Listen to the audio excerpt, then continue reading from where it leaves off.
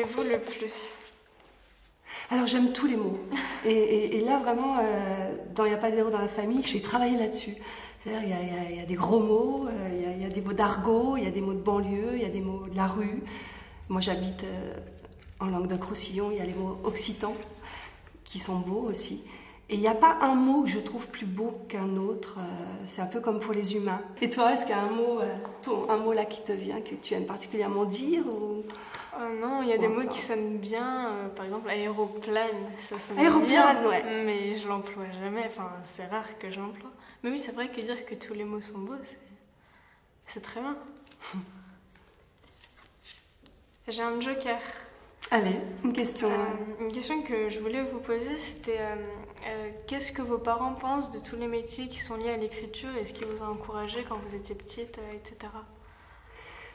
Alors ça c'est étonnant parce que ma mère, je crois, a encouragé ma plume. Elle appelait ça ma plume, maman. Elle disait t'as une jolie plume.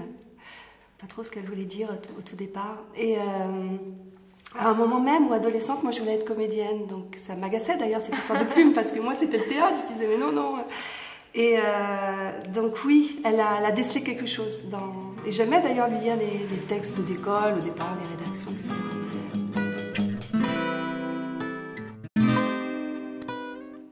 Est-ce qu'il y a quelqu'un que vous auriez aimé être? Il y a des femmes que j'admire, mais je ne sais pas. J'ai une militante, peut-être. Cette dimension politique, je ne l'ai pas. L'engagement politique, je l'ai toujours admiré. Mais dernièrement, je me suis dit, mais ouais, ça me manque quand même, cet engagement-là, qu'est-ce que j'apporte à la société pour faire évoluer cette société. Et puis j'ai fini par répondre que finalement, écrire des histoires, c'était peut-être ma façon à moi d'être engagée. Mais ouais, j'aime bien, Oui, mais c'est ça, en écrivant, surtout si vous écrivez pour des jeunes ou des adolescents, des enfants, vous avez forcément un message que vous pouvez faire passer. Qu'est-ce que t'apporte la lecture que t'apporte pas d'autre chose? Vraiment, qu'est-ce qu'il y a tout à fait particulier dans le fait de lire? La lecture, ça peut... Moi, par exemple, je suis quelqu'un de très stressé. Lire, ça me déstresse complètement, par exemple. Donc, ça m'apaise. Je dirais, oui, voilà, c'est ça. Qu'est-ce que ça m'apporte? Ouais, ça m'apporte beaucoup de choses. De découvrir, en fait, il y a tellement de choses différentes dans la lecture et dans tous les livres qu'on peut lire que ça peut m'apporter tout, presque tout, je dirais.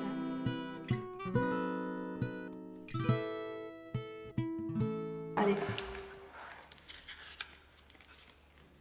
Quel livre auriez-vous aimé écrire?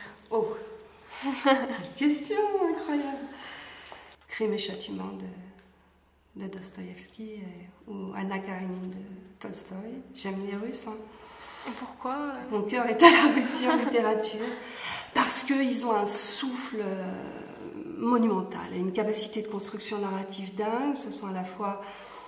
Dostoïevski, c'est à la fois un auteur de noir, presque, de polar. Il y a un suspense chez lui, il y a la psychologie, il y a la théâtralité, il y a la littérature vaste avec un souffle incroyable. Il ne parle pas de lui, mais il parle de lui, il parle du monde. C'est époustouflant, ouais, vraiment. Je me serais bien... Mais plus qu'être lui, j'aurais aimé rencontrer. Il y a des auteurs morts que j'aimerais bien faire un petit dîner avec Duras, Dostoïevski, Tolstoï et pourquoi pas Flaubert et papoter. Et ce serait quand même assez chouette. Tu viendrais? Oh, bah avec plaisir, oui, il n'y a pas de souci. Allez, si on pouvait.